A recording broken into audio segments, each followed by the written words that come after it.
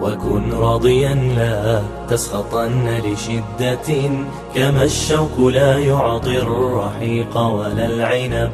إذا المرء لم يرضى بما ربه وهب، فلن يغنه مال وإن زاد ما كسب.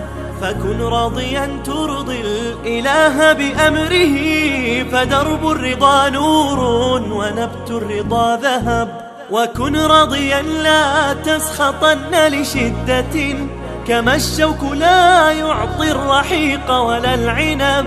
وكن راضيا لا تسخطن لشدة، كما الشوك لا يعطي الرحيق ولا العنب. ظن في الإله وشكره، فتلك معاني الخير خط بها الأدب.